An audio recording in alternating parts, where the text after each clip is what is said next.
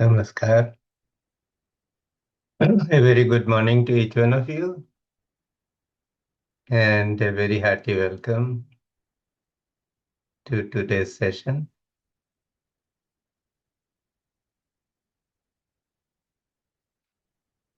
So let us pray to the Guru principle,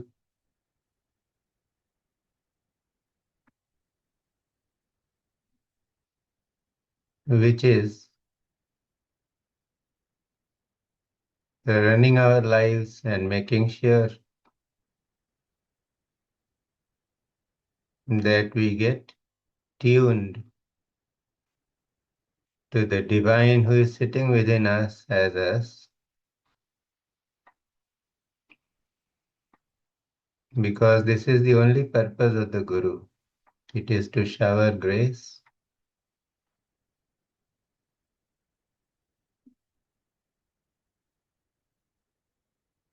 So remember, anyone whom you consider as your master, your parents, your teachers, all those people who have made you learn something, which has become your great asset in this life. Because learning is all that we can carry forward to another lifetime. All other possessions will be left behind. And that is why we always offer gratitude to the Guru principle. Because when we are grateful, we make more space within ourselves for acquiring knowledge. It is only knowledge that can set us free.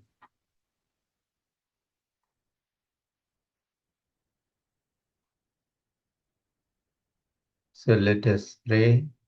You can close your eyes. If you can know the prayer, you can repeat with me. Otherwise, just listen.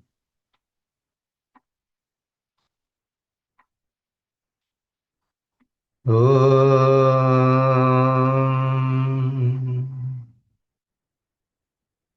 Akhandamandalakaram Vyaptam Yena Characharam Tatpadam Darshitam Yena Tasmai Shri Gurave Namaha Ajnanatimirandhasya Jnananjanashalakaya चक्षुरुन्मीलितं येन तस्मै श्रीगुरवे नमः। गुरुर्ब्रह्मा गुरुर्विष्णुः गुरुर्देवो महेश्वरः गुरुः साक्षात् परब्रह्म तस्मै श्रीगुरुवे नमः। तस्मै श्रीगुरुवे नमः। तस्मै श्रीगुरवे नमः। ॐ श्री सद्गुरुवे नमः।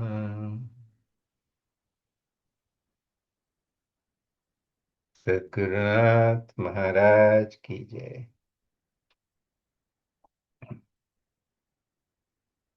So once again, a very warm welcome to each one of you. We were discussing or looking at some aspects of the mind yesterday.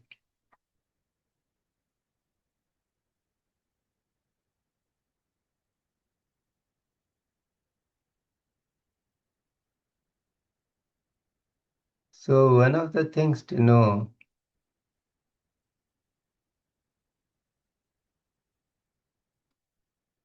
is a very fascinating analogy which appears in the Kathopanishad about this whole mind, body, and the self system. Kathopanishad is an extraordinary Upanishad. What is an Upanishad? Up means close. Shad means sitting. So Upanishads are texts where there is a dialogue between a master and the disciple. And the disciple is in very close proximity of the master. It's a very intimate conversation.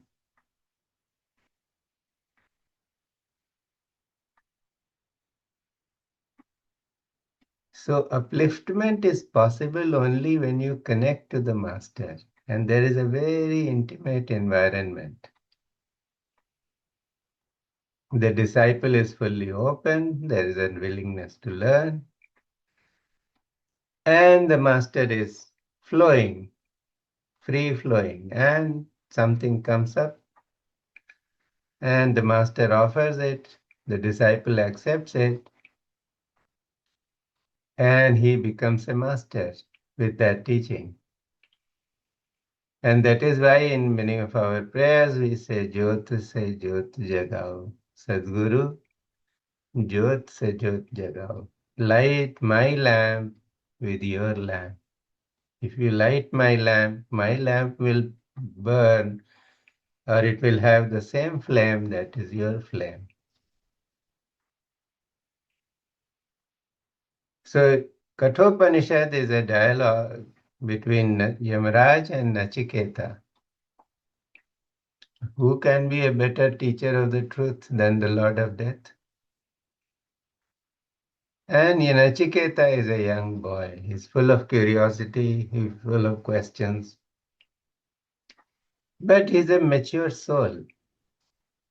There's a very interesting story that Nachiketa's father, who was a very rich man, he decided to hold a big ceremony. And he made an announcement. In worldly terms, people announce whatever good work they are doing. So he made this announcement throughout the region that, look, I am going to give away everything that I have in charity. Please come. And why is he doing this? Because he wants to have eternal life. So an ordinary man, even when he does something great or good, there is a motive. It's a selfish motive. So what happens that there is no dearth of people who want something or the other. So a lot of Brahmins queue up. And this Anushthan is going on. But Nachiketa is a keen observer. This young boy watches his father and he says, my father is only giving away the old cows.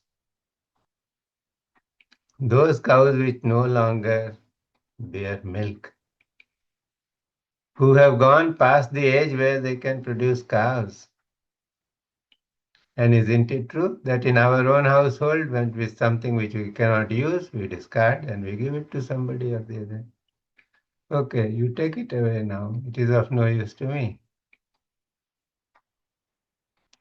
So he's watching this drama, this selfish drama playing out. And he is watching the intention of his father in holding this great event with the purpose of finding some solace in this world. And because the father has announced that he is going to give up everything, Nachiketa goes to the father and asks him, when are you going to give me in charity? No, we give up only those things which has served their purpose. A young child who is going to grow up and the father has his expectations from him. How can he give away his child? So Nachiketa asks him a few times, when are you going to give me away? You came up with this very solemn affirmation or intention that you are going to give everything in charity. When is it going to be my turn? And the father gets very annoyed. When somebody points out the truth and hits at our weak spot, we get very angry. And the father, in a fit of rage, says, go, you have given you away to the Lord of Death. Isn't it true that when many fathers who are disillusioned or disappointed with their children, they just dispossess them. They say, okay, from here on, you will not have a pie or a penny from my property.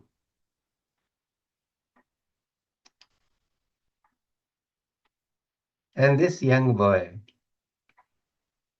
he always looks at the good things. So he says, okay, I am going to the Lord of Death. So he goes to the Lord of Death. And when he reaches there, Lord Yama is not there. What a beautiful analogy. When you look for death, death is not there.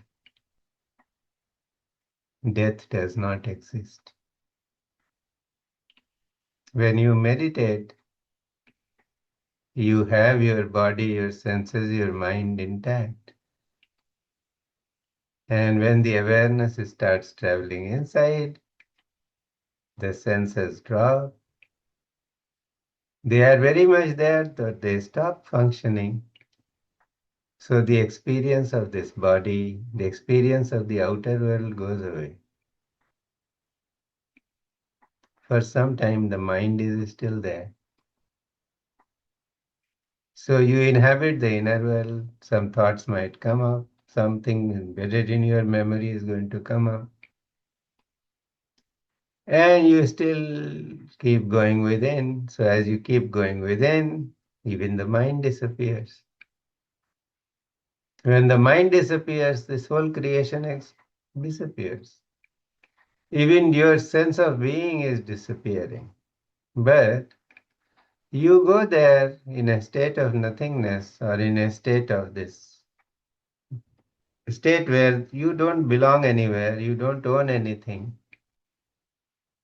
But it may seem like death, but you come out of it intact. Each time you meditate, you get into a very deep state, you come out. You are not dying. That is why meditation is death, because it teaches us the state where everything that we call ours or everything that we identify with is not there. Except for a sense of pure I am. We meditated on pure I am yesterday. So, Chiketa goes to Yamaraj. Yamaraj is not there. And he waits for Yama to return. And then Yama returns after 3 days and 3 nights. There is another significance to it, but I would not go there. And there is this young boy, he tells Yama that, who can be a better source for me to teach? You teach me the secret of life and death. What is all this about? What is this drama? Who am I? What is the reality? I want to know from you. And Yama says, my child, it's a very difficult thing. It's not easy. How will you understand? Forget about it. I will give you so many boons. And he lists so many boons that he can give to the child. Worldly boons, great life, great wealth, this, that, whatever. But the boy is not enticed by all this. He does not find any allurement in all these promises of Yamaraj. Not that he does not trust Yamaraj. He knows Yamaraj can give all these boons. He still persists that no, please initiate me. Please give me the teaching. And Yamaraj teaches Nachiketa the science of the self. He becomes enlightened. And the dialogue is preserved in Kathopanishad. So all Upanishads are dialogues between a disciple who is ready and the master. And masters have their own ways of teaching.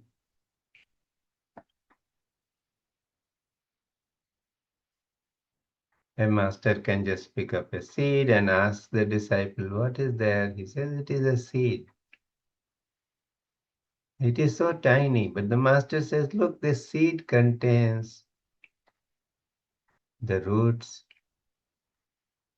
the trunk, the branches, and the leaves of a big tree. So just as the seed contains the tree inside it,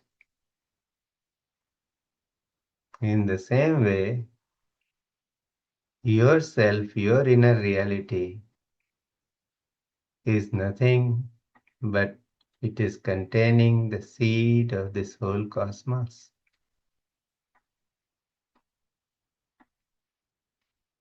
You are not the seed, you are that. And that is how the teachings, yatha pinde tatha brahmande, as in the small, the microcosm, so in the macrocosm, or tattvamasi, you are that, or teaching like soham, I am that. These have a reason. Now, these are very small teachings, but a person who holds on to them, meditates upon them, and imbibes them, he is going to get enlightened. But the time must come where a person gets into the proximity with the master, either through his teaching, or there is a physical proximity, or sometimes when a disciple is ready, the master might appear in his dream and initiate him. One can be looking at a master, or the master can be looking at the disciple, and the flame passes. Once the flame passes, there is 100% certainty that the disciple will become a master one day. So it is about passing of the flame. And while teaching, Yamaraj comes up with this beautiful analogy. He says, Atmanam Rathinam Vidhi. He gives the analogy of a chariot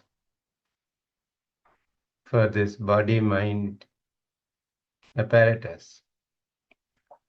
And he said, who is the self? Yourself is the owner, the Swami of this chariot, who sits inside. So he is the owner of the chariot. He is the self. Now, owner and is sitting inside the chariot, but the chariot needs to move. So he says, Shariram Ratham Evaja. Your body is the chariot.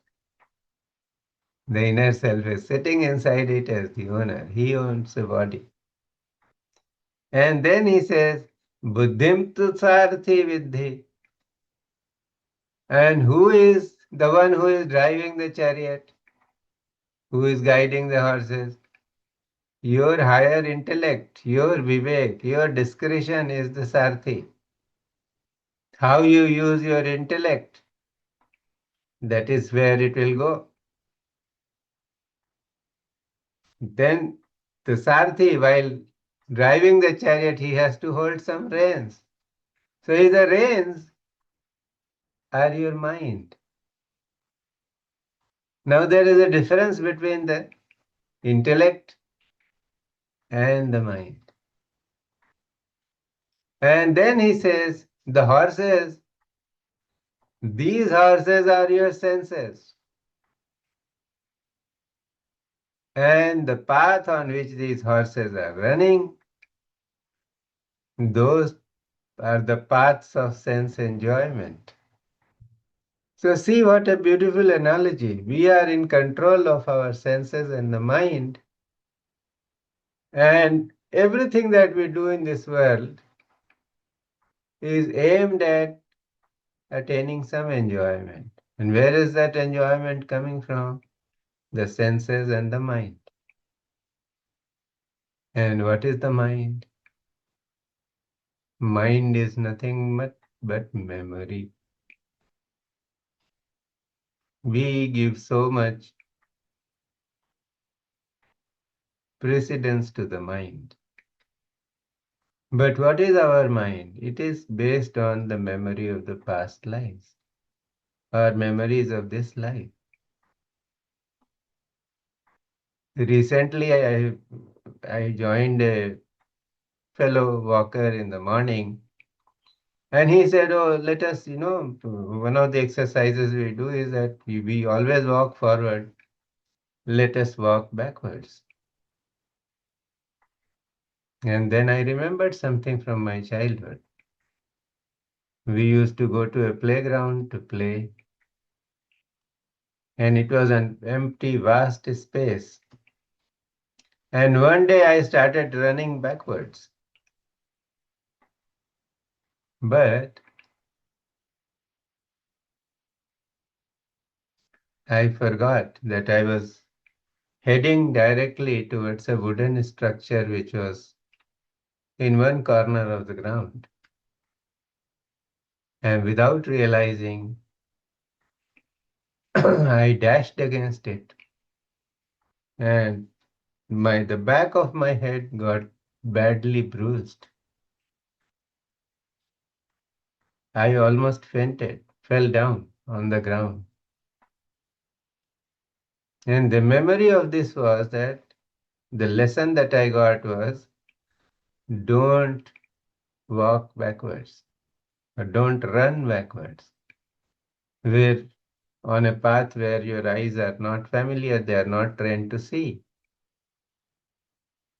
And the moment I started this walk, this memory arose. And there was this fear attached to that memory from the childhood experience that I am going to walk backwards. Am I going to dash against somebody? What is going to happen? So, what is the mind? The mind is memory.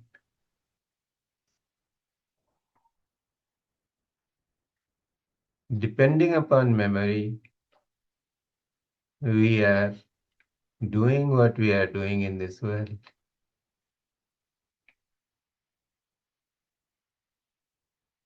So, we are here in this world. This body is a chariot,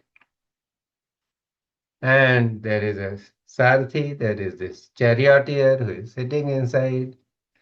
That is our intellect. And then there are the reins. The reins are those of the mind, the memory driven things that we do. Some things we like, some things we don't like.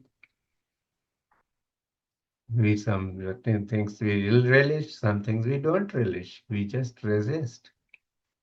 And then there are these horses, these are the senses, and they are running on the path of sense enjoyment. So if somebody is only engaged in enjoying his senses, what will happen? The chariot will not be carried forward in a proper manner. the energies will be dissipated completely. So first thing, we have to train the senses that don't run out. Don't get into this business of just crass sense enjoyment. Then comes the mind. So we purge the mind of the memories, because when the memories are gone, we are not being controlled by our past. Whether we know it or not, we are always being controlled by our past. Or the mind may conjure up some fears about the future. So we are being controlled by our fears of the future or aspirations for the future. That control will go away. And when this control dissolves, then higher intellect is there. But even higher intellect is nothing but a product of the mind. So we let go of that. Then we find the Rathinam, the owner of the chariot who is sitting. He is glorious. His light will begin to shine through that same Sarthi, same charioteer, same reins, same horses, but everything will be imbued by this light, this great power and energy of the self. There will be a divine perception added to everything. And how beautifully this analogy of the chariot gives us an ingress or an insight into how to do sadhana. The whole purpose of sadhana is to silence the senses and the mind. And when these are being silenced, then the real glory of the self begins to shine. And this is why we have entered this life. The whole purpose is to sharpen awareness, be more in the present moment, not be guided by our past, not be guided by our future, because it is this moment which is there, which can be used.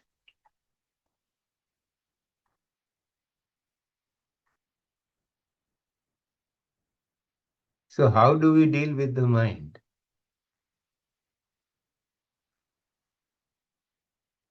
Before we come to something more serious, let me tell you an interesting story which shows that the mind is memory.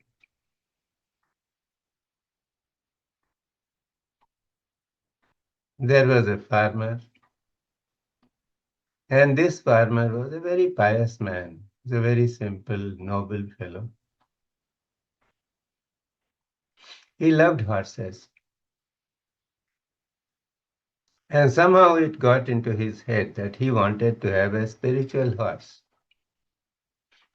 Now, in a world where you don't find spiritual people easily, how do you find a spiritual horse?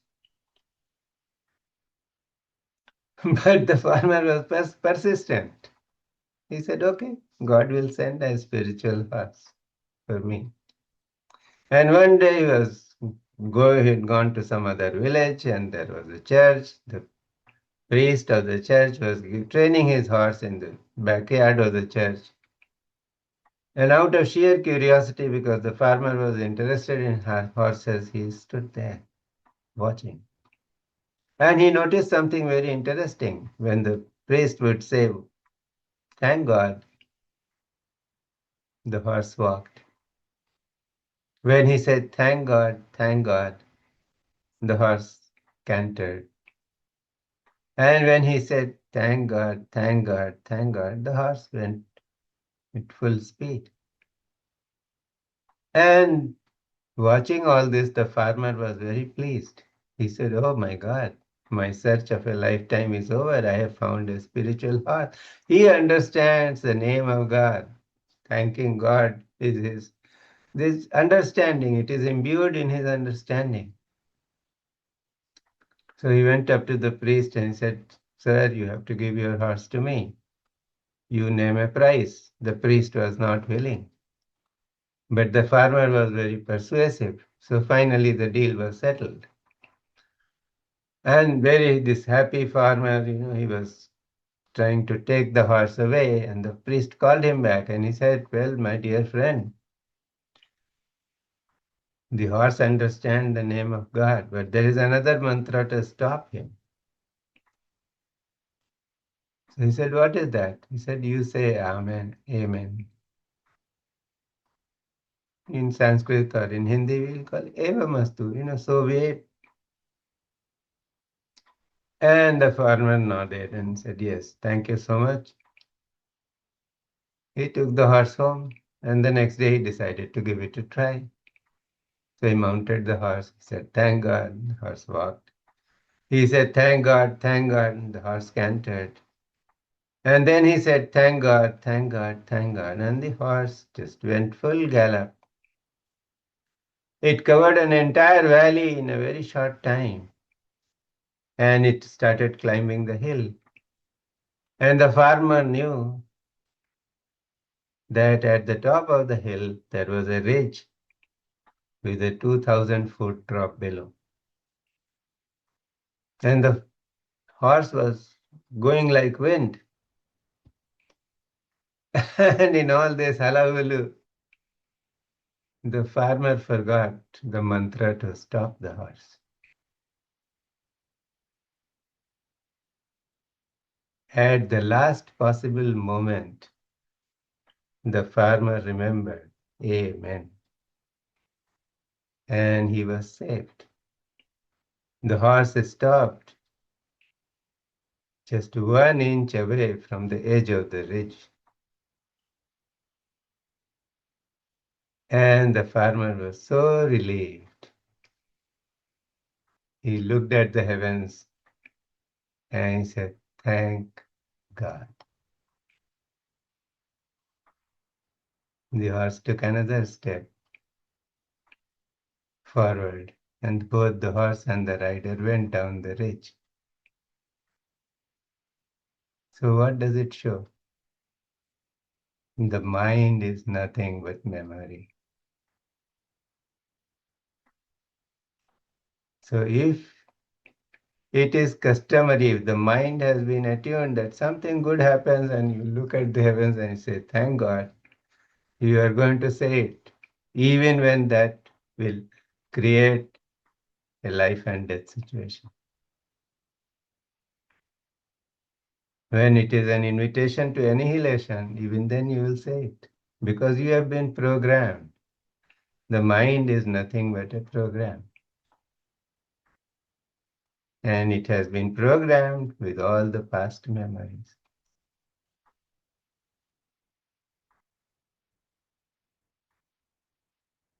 So we must be aware of the working of the mind.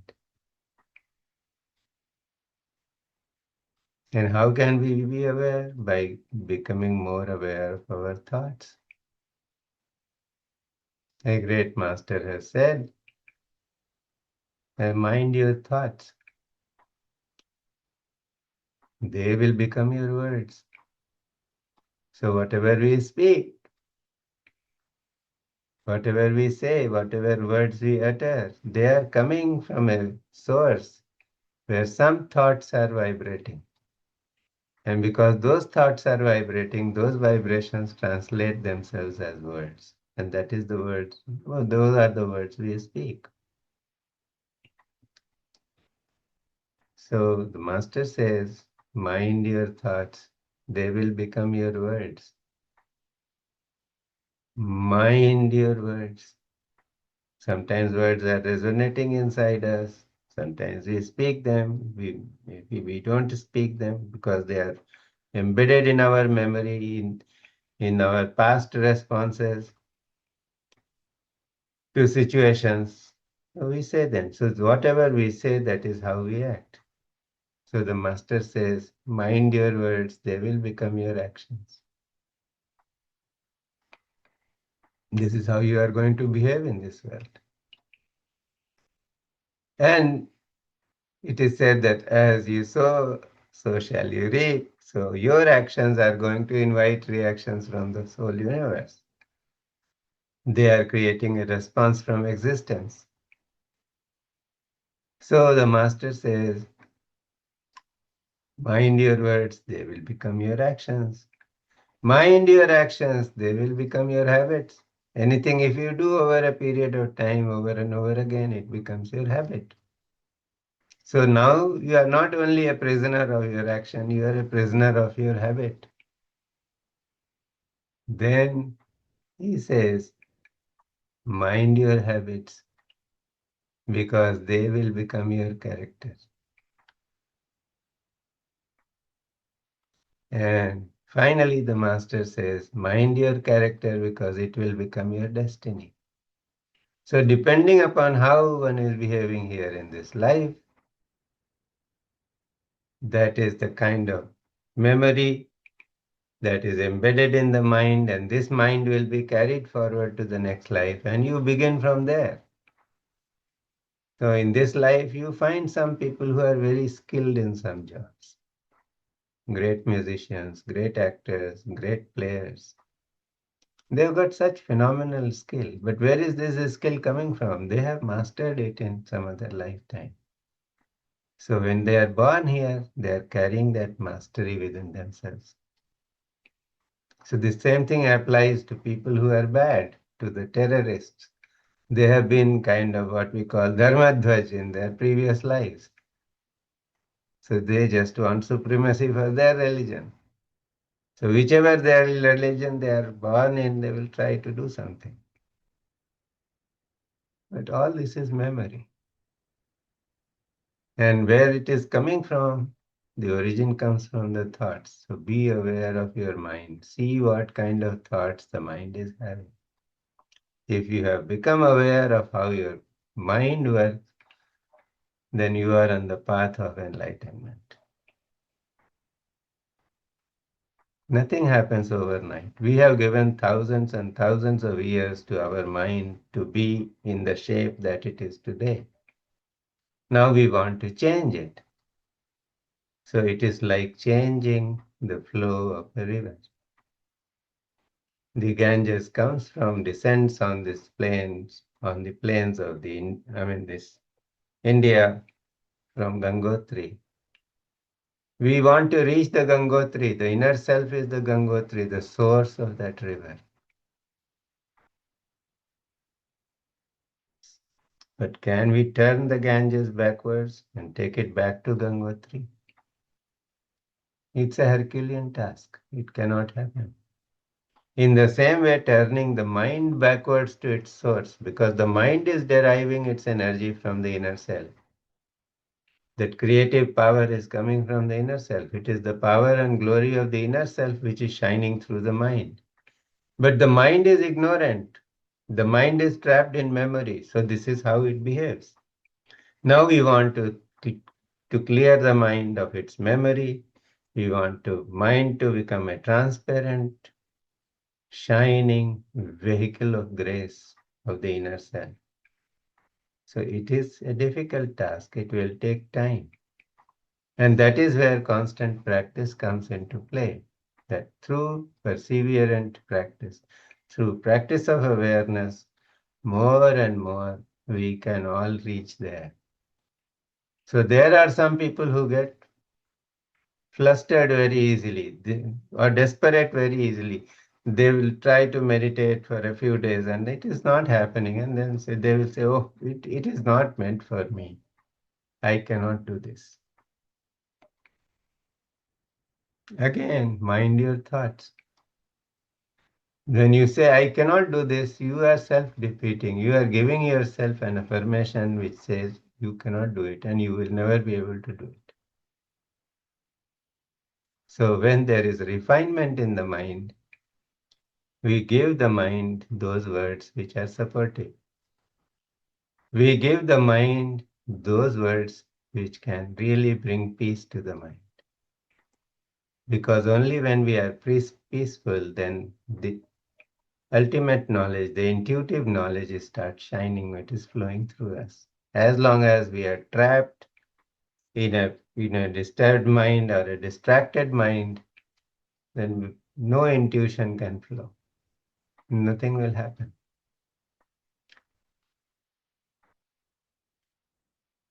So that is why I said we did a prayer to the mind yesterday. I said, oh, my mind, I love you. And I promise to give you those thoughts, the nurturing thoughts, which will make you strong, firm, stable, peaceful. And you can look at your own daily routine. What kind of food are you giving to your mind? With the right kind of food, the nourishment will come.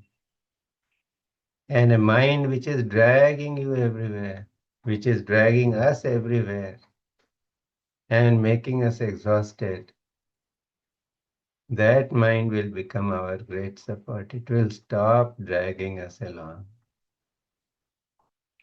It will sit quietly. And when the mind becomes quiet, then the light of the inner self shines. That is why in the Yoga Sutras, it is Patanjali has said, Yoga Chitta Vritti Nirodha.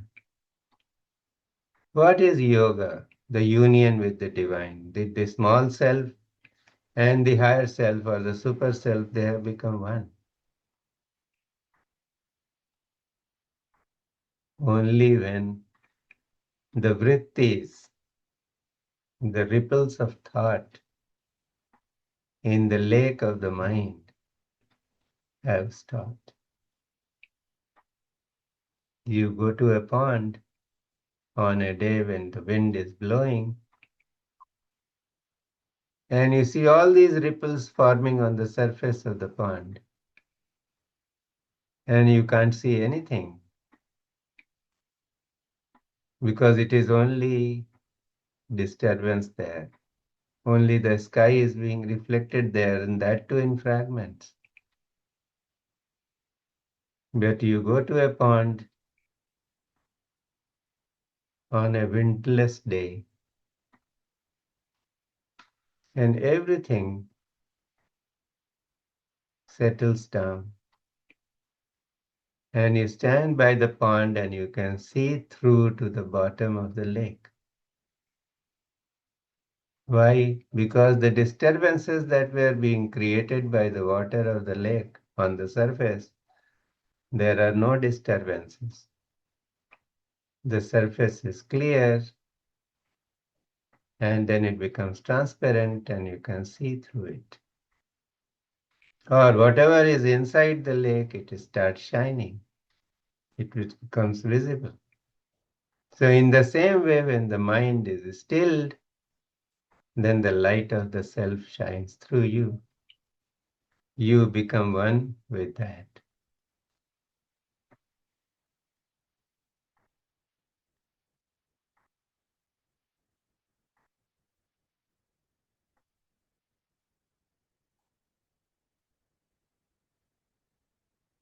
Maharshi Patanjali has given some very practical tools of how we can analyze the mind. So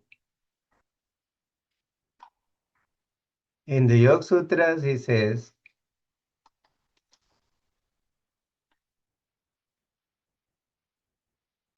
Vrittaya Panchataya, Klishta Klishta. The ripples of thought in the mind, they are of 5 types. Some are painful, some are helpful, and some are non-painful. Some are painful, that means some are not helpful, and then some are easy. They provide solace, so some are very helpful. Now, what are these 5 types of thoughts that we can have? So he gives them the name Raman, something which can really be seen through your experience. These are the right kind of thoughts that you need for carrying on your life. If the thought comes up, I am hungry, and then the stomach starts growling, you know it is time to put some food there, isn't it? If you remember something which needs to be done for your work and it's a real thing and you have to do, you make a mental note, okay, tomorrow is a good date when I will attend to it or whatever. It's a thought necessary for your existence. You experience love and it is a direct experience. This is Praman. Whatever is written in the scriptures, you may not understand it, but these are the truths propounded by realized beings. So you know this is the truth. If I practice, I will come to know. So one is Praman. The other, he says, is Viparya, which is that which is not true, which is wrong understanding. So if I were to say that Delhi is the capital of Ukraine, everybody is going to laugh at me. This fellow has gone out, he's lost his mind. How is he identifying Delhi with Ukraine? So this is Viparya. We are intelligent people. We don't get trapped in this Viparya, where we knowingly associate something with something else, which is it is not. Then there is Vikalp.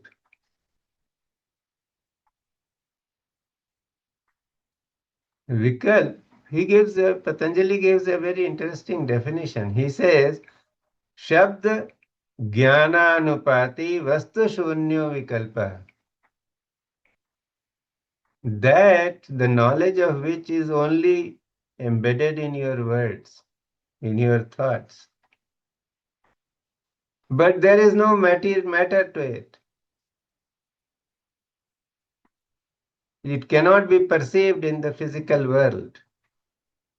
So, like you are sleeping and suddenly you find, oh, there has been an accident, and I'm seeing all these injured people, all these bodies is strewn around, and there is great fear that arises, and you wake up and you find you are just sweating badly. But once you wake up, there is no accident, there is nothing. So, what was that? The dream seemed very real as long as you were in that dream state, but it was just a creation of your mind, some thoughts, some pulsations of energy. They just came up and created that dream. The experience was very real, but that dream does not find a resonance in the physical world because when you wake up from the dream, you don't see any of those things that you were seeing in the dream. So this is Vikalp. Then he says, sleep. Abhav pratyalambana vrittir nidra. Okay? That is the source of which nothing is there, is no existence. So when you are in deep sleep, what is it? Do you remember when you were in deep sleep? No. There is no experience. And we are so much addicted to having an experience all the time. But in deep sleep, it is like you are watching a movie, every frame of which is black. So you are not seeing anything. Everything has just been, this your whole universe, the world that you see, your forms and attributes, this has been sucked into some kind of a black hole.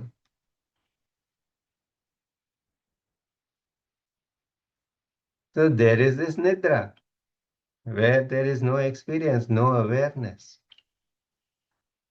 And then he says, Anubhuta Vishaya Sampramosha Smriti, ki that which is being experienced by you again because of a past memory, something you experienced, like I said, shared with you the moment I started walking backwards, this memory of having hit this wooden barrier and getting myself injured that came up. And then I realized that there was some kind of a fear, lurking fear about walking back without seeing the way. So that is memory. 10 years ago, you had an argument with somebody, and the memory of that argument comes up.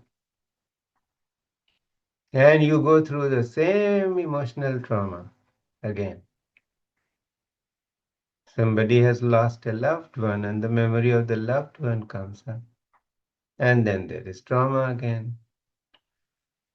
Some people are trapped in other memories. I'm a retired government servant, so some of us, they are trapped in the whatever work they did. So no matter where they go, they will always say, "Oh, I did this, I did that, I had this achievement to my credit."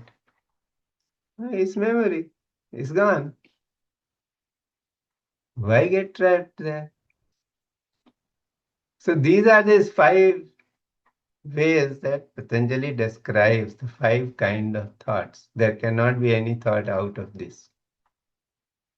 He was such a great scientist of the mind.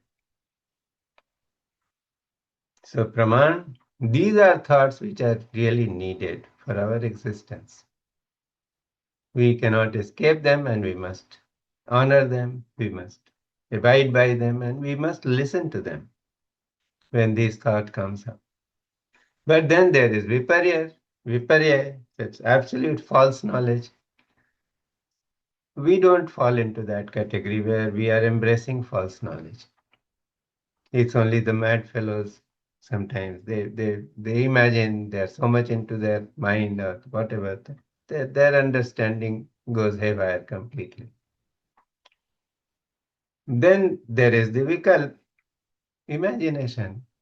Somebody may be sitting here in this session and start thinking, when is this session going to end?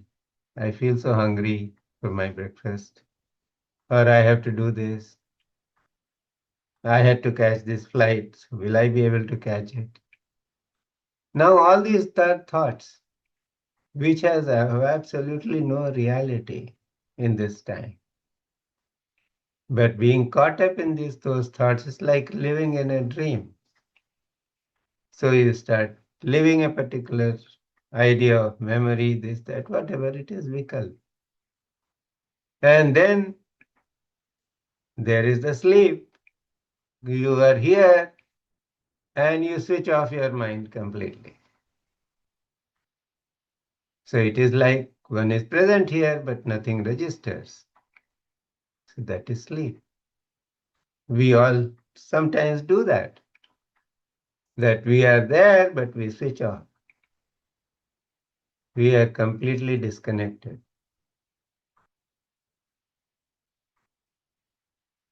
Then the fifth, the memory. So it is very important to understand memory. Baba Muktanand used to say that memory is the secretary of the mind. And what is the job of a secretary? It keeps reminding you about things that you have to do. So memory is the secretary. You may have long forgotten something, but it just brings up something that happened. And you start reliving that time. So memory can be only good if you remember the lessons that you have learned. But many lessons are not easy. So when we remember the lessons that we have learned, we should not get caught into the emotional content, the kind of suffering, the resistance that we put up at that time when those lessons were being imparted to us. We must look at how we grew. Like somebody shared something, and then I said, when you share your experience, you should know how to share your experience of transformation. If you dwell too much upon your past, your challenges, your sufferings, then what you are doing, you are passing on that suffering to. It's me. There's one thing is sure that you have not been able to let go of that past. And when you share it, you are passing on out some of that challenge to the other person who is listening. And then when it comes to transformation, you talk about it in one sentence. You say, I have become very comfortable, very easy. I'm not bothered. And you just say these two, three sentences and it is over. Then the person with whom you are sharing, he doesn't get it. So you have to really investigate your mind and see what is it that you can share, how you share. It's a very important spiritual practice that the more you develop the habit of sharing your transformation in detail, the hold of that memory when you were under training, that memory will go. Then you will simply say, oh, I was very much entangled in my mind. Mind used to drive me crazy, but now it is like this. And then you go ahead and get into the detail, and the other person will be so impressed. Then you are doing a great service to your guru, you are going to a great service to yourself, because the more you dwell on your transformation, the more it takes hold in your mind. And you will operate from that experience again and again and again. Eventually, all memory is bad because memory fixes a slot and puts you in there. You are free. You are the inner self. God has chosen to live inside you as you. So eventually, all memories should go. But there is a process. We must erase those memories which can bring up negative content and replace them with memories which are happy memories, which can bring transformation to the fore. And that is how we grow.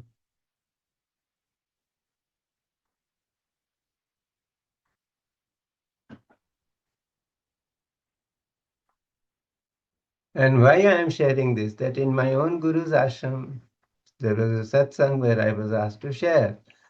And I dwelled upon my past for 5 minutes and then spoke about my experience for 1 minute. And the feedback I got was that you are unnecessarily dwelling on your past. So this is what you passed on to those people who were listening for 5 minutes. And then for 1 minute or just a few sentences, you say something which is good. So forget about the past. Everybody is trapped. So how can we help others? So the more we share about how we have changed, the more we develop that insight about what kind of subtle changes have come into our lives. That's better because then we can become the vehicles of grace.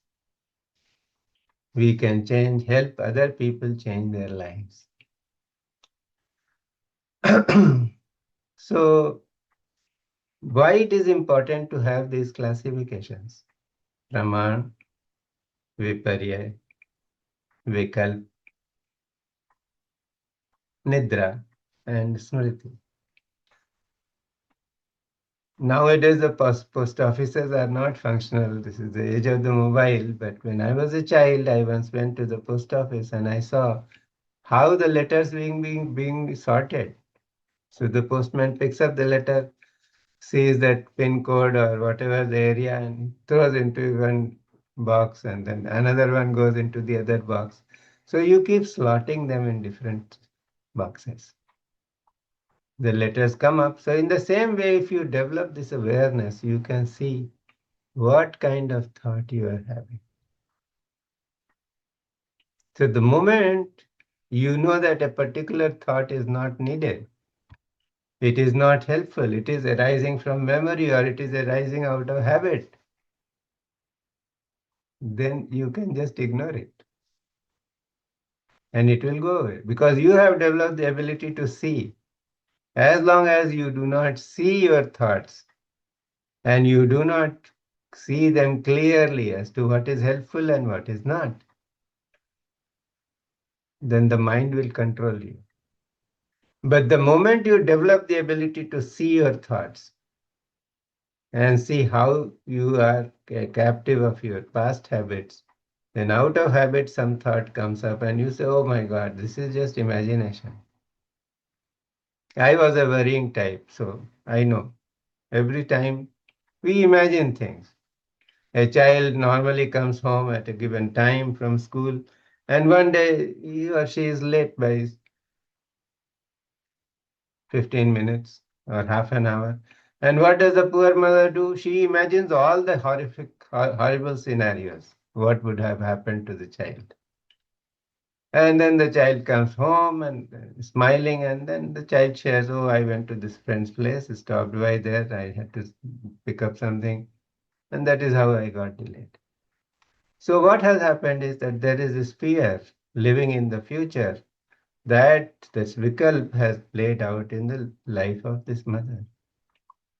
And sometimes, the kind of fears and anxieties that we build, they can be so strong that when it comes to really deal with a situation, there may not be any energy left to deal with that situation. We are already half dead with fear. So that is why it is important to recognize our thoughts, the nature of the thoughts that we have, and slot them. So the moment you slot a thought as memory, the moment you slot a thought as vikalp, as imagination, those thoughts lose their control over you. They go away. I did not know about these 5 classifications, but Mr. Solita Variaji, who was very kind to me, he once told me, he said, "You want to know your pattern?" He said, "Next 1 week, 10 days, you, you have seen these children playing the game of statue. So they are running and somebody says statue and everybody just stops. There is a freeze. So he said you apply a freeze to the mind 30, 40 times a day and you say stop. And then you examine what was the last thought you had and note it down, whether it was imagination, whether it was memory, what is what? What was it? Or whether it was Brahman or Viparya, whatever, something which is needed. And then I found that 90% of the time I was living either in memory or imagination. This was the trap set by the mind. So the moment I started becoming aware, the hold of the mind or the hold of the patterns of the mind, the patterns of thought in my mind over me, they began disappearing. So this is a great practice that you can all carry home. Call yourself a statue. Call the mind a statue. And 30, 40 times keep a small diary and a piece of paper. Just write or just mentally become aware. And you will see where the trap lies. What is holding you back from growing in awareness? To get out of the trap of the mind, we must know the mind. All the armies in the world, if they want victory in war, they study the opponent. Any team, whether it is a team of cricket or football or hockey, they study their opponents very, very in great detail and in great depths because they must analyze their strengths and weaknesses and analyze their own strengths and weaknesses. So when you become more aware of the mind, you are empowering yourself and you will get a control over your mind. Awareness gives you control over the mind because the mind is nothing but a pattern. It's a habit pattern, a thought pattern, an action pattern, a behavioral pattern, emotional pattern. Somebody gets angry very quickly and starts vomiting out, bad words, expletives, or puts up a resistance to everything without seeing what is good for that person. So when even such a person, when he or she analyzes and becomes aware of the habit pattern to respond aggressively without reason, then the anger will go away. Because this mind is caught up in a pattern of anger. It's a pattern of bad behavior. That bad behavior will go.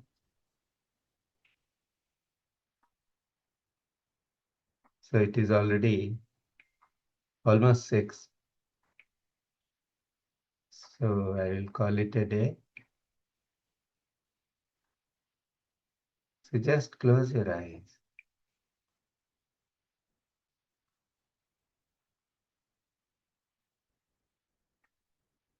And become aware of the mind.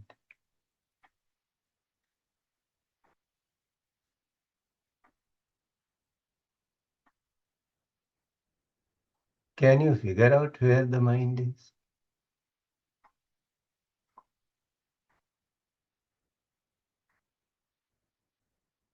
You can be aware of the brain.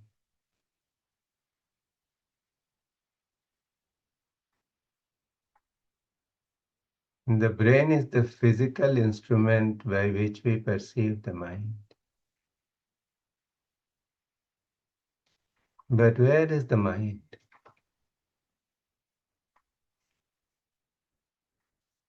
You cannot put your finger to the mind. You cannot hold the mind in your hands and shape it like putty or like a potter who makes lovely pots out of clay.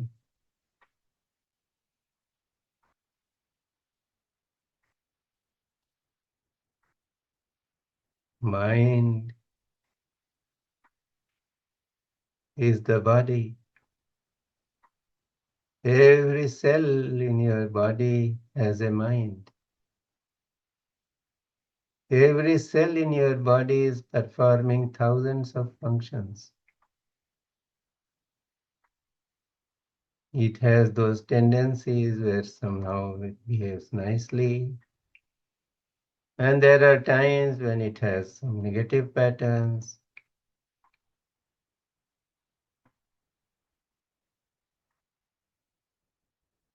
So the mind exists everywhere.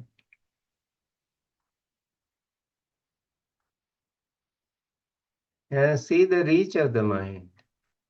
With closed eyes, you can sense your room.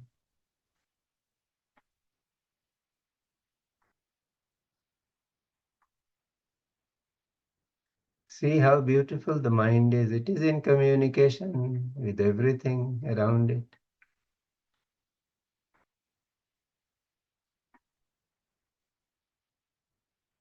Remember a loved one and the conversation that the mind is having there is full of love.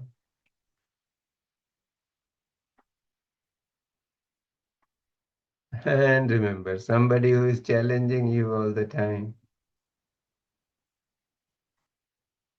And the conversation turns to blame,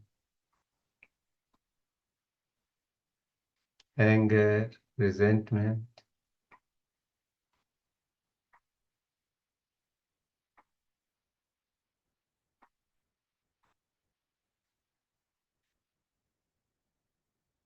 The mind is the seed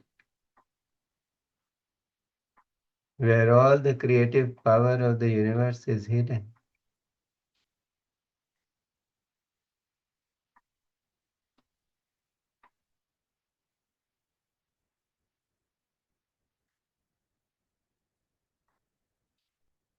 Respect your mind.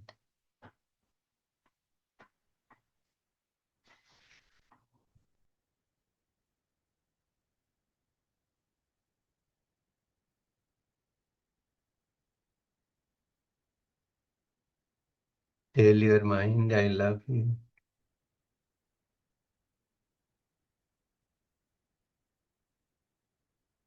I promise to offer you the best nourishment. And in return, please take me home.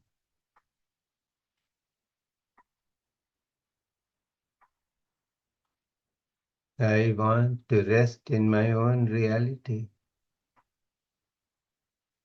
And only you can open the doors for me.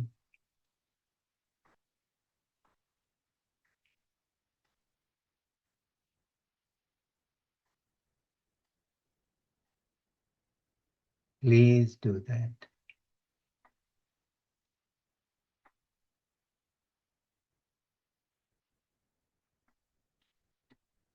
I am so grateful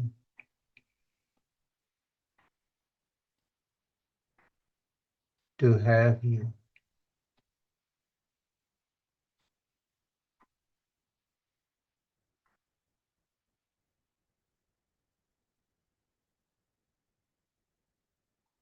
Do not be an adversary, but be my friend. And I promise to be your friend and give you the very best.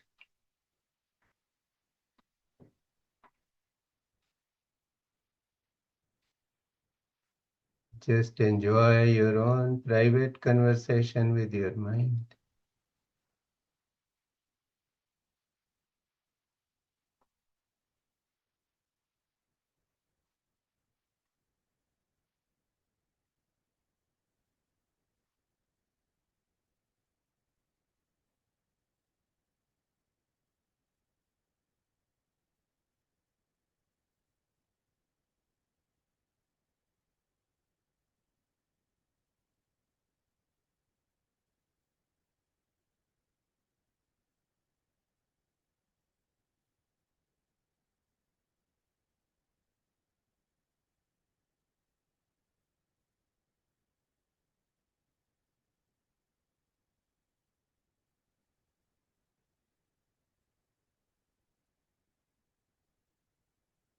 Whenever we want to make somebody our friend, we give them our love and understanding. Give your mind your love and understanding, and it will be the best friend to have.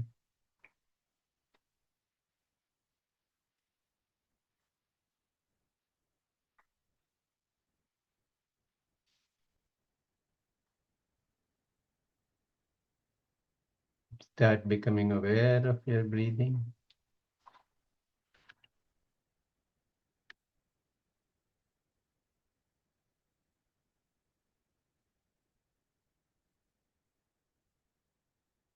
And when you are ready, open your eyes very, very gently.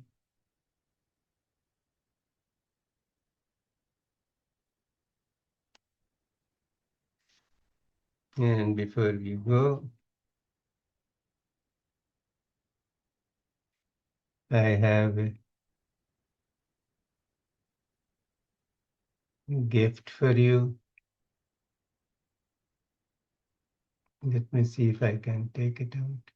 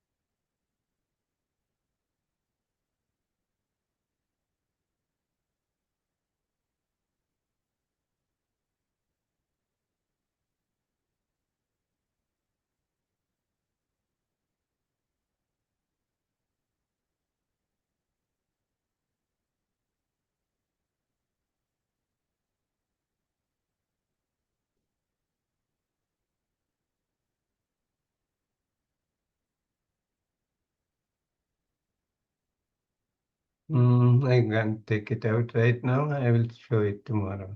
That I had gone to, a few years ago, I had gone to Kashmir and I went to the ashram of Swami Lakshmanji Maharaj. Swamiji is not there. He left his body in the 90s. But I met his disciple, Shri Ji, and I just recorded a 3 minute or 2 minute video. I spent about an hour in his company. It just occurred to me that I should carry something with me as my memory, good memory. And he just speaks about the mind. And then, so I will show it tomorrow, sure. There is somebody who is a participant having number 146550. What is that? Can you share your name, please?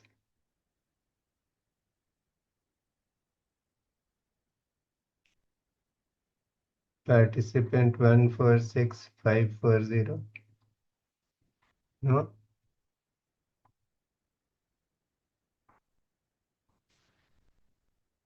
So if you come tomorrow and don't share your name, then we will remove you. If somebody comes to your house, do you not ask them their name? So this is a private gathering. हाँ दीप्ति बोलिए. एक awareness के लिए question था मेरा जी. कि जब मन पे हम अवेयर होते कि हमको जजमेंटल बुद्धि नहीं करना है, तो सबको राइट देखना है, तो ये अवेयरनेस मैंने काफी प्रैक्टिस किया कि सब जब हम्म, ईश्वर की बनाई हुई मूर्ति है तो हमको जज नहीं करना है। तो काफी वो अवेयरनेस काफी बढ़ती मैं देख रही हूँ। काफी जी. अभी वो नहीं हो रही है जजमेंटल बुद्धि। पर जब जैसे जैसे हम मेडिटेशन में जा रहे हैं ना, या हनुमान चालीसा का पाठ करते हैं, कभी कभी ना नींद आने लगती है, कुछ सेकंड्स हाँ, के हाँ, लिए, कुछ मिनट के लिए। तो हाँ. वहां पर भी हमको अवेयरनेस कैसे आए? हाँ, ये बहुत अच्छा सवाल है. ये साधक का प्रश्न है. ऐसा होता है कि जो आपको अनुभव हो रहा है उसको हम योग की भाषा में, मैं in the language of yoga we say tandra. So when you meditate, what is happening is, पहले जो आपकी इंद्रियां सो गई, इंद्रियां सो गई मतलब इंद्रियों को जगी हुई हैं लेकिन उन्होंने काम करना बंद कर दिया. तो जब इंद्रियों ने काम करना बंद कर दिया तो आउटर वर्ल्ड, शरीर का अवेयरनेस ये चला जाएगा. क्योंकि इंद्रियां हैं तभी तो हमको पता है. हम्म। लेकिन उससे परे जब जाएंगे तो मन की दुनिया मिलेगी. वो मन भी धीरे धीरे अगर शांत हो गया, हमने ब्रेथ दिया, हमने हनुमान चालीसा किया, कुछ किया, ये किया, जो भी किया, तो मन अगर शांत हो गया तो मन से अंतर की दुनिया भी चली जाएगी. The inner world will also disappear. Hmm. Now, going towards the self, there is this door, which is the door of Tantra. So, when you neither have the senses nor the mind at your disposal, you enter a space which is like sleep. You are just only witnessing or watching darkness. And if you persist somehow, so it may happen that you lose your awareness, or it may be so enjoyable that you just close your eyes and then after a few minutes you start snoring or sleeping. If you can preserve your awareness, then this is the last entry point, and you will enter into the region of the self.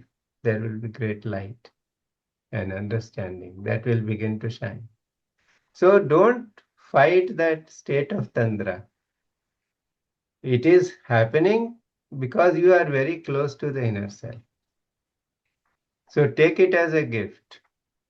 But the effort has to be that that door must open and I must be able to gain an entry into the domain of the self. Does that answer your question, Deepen?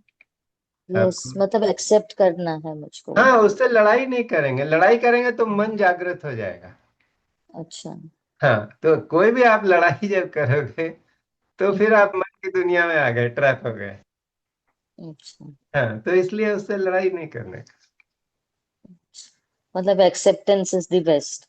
हाँ, acceptance with awareness, then you will अच्छा। gradually you will be able to maintain। इसका एक बहुत अच्छा तरीका है कि जब हम सोने जाते हैं रात हम्म। में, तो हम इस बात को देखें कि हम सोने कैसे जा रहे हैं, नींद में कैसे जा रहे हैं। हम्म। तो पहले इंद्रियां चली जाएंगी, फिर मन चला जाएगा। तो धीरे धीरे एक दिन ऐसा प्रवेश मिल जाएगा कि रात भर हम जगे रहेंगे।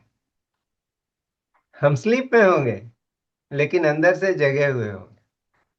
हम्म। मैंने कल बताया था कि रमन महर्षि जो है, उनको 2500 साल तक लोग मिलने जाते थे और वो अपने बिस्तर पर बैठे हुए मिलते थे।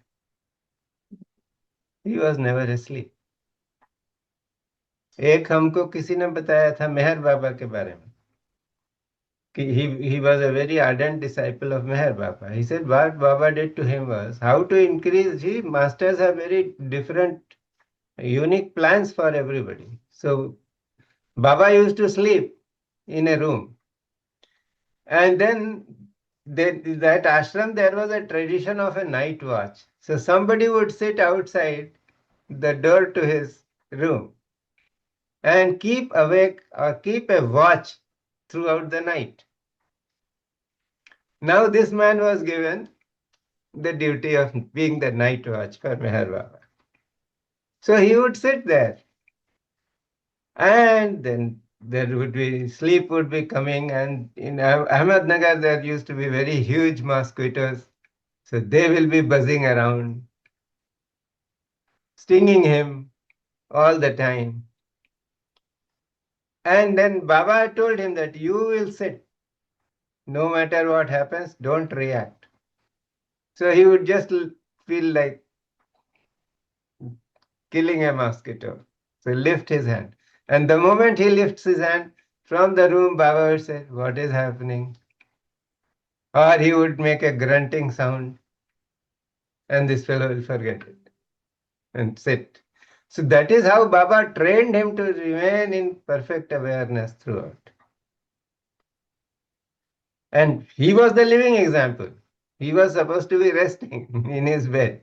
And if he was completely awake and he was completely aware of what this fellow was doing outside his room. So we have these examples to learn from. When we will become like them, that's a different point. But at least there are these examples we can learn from, and we can try. Because unless we try, we won't reach.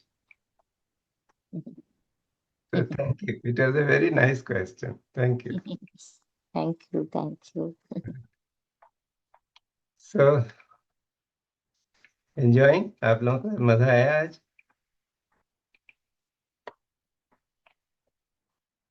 So एक दिन और कल का, और कल हमारी उमा जी भी कुछ बोलेंगी, शैला जी भी कुछ बोलेंगी। तो कल मैं थोड़ा अपने को मुख्तसर ब्रीफ रखूंगा। So thank you everyone. Thank you for being here. And those people who are here, it shows that they have this desire to really progress on the spiritual path. Because the spiritual path is something where ultimately you grow out of a practice.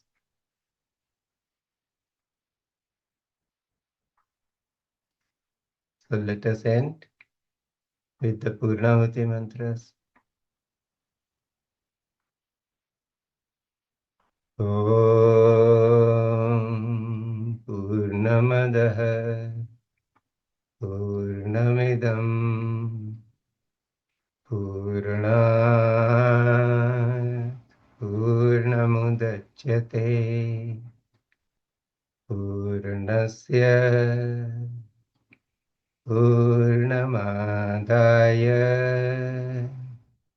Purnamevavashishyate Om Shanti Shanti Shanti सद्गुरुनाम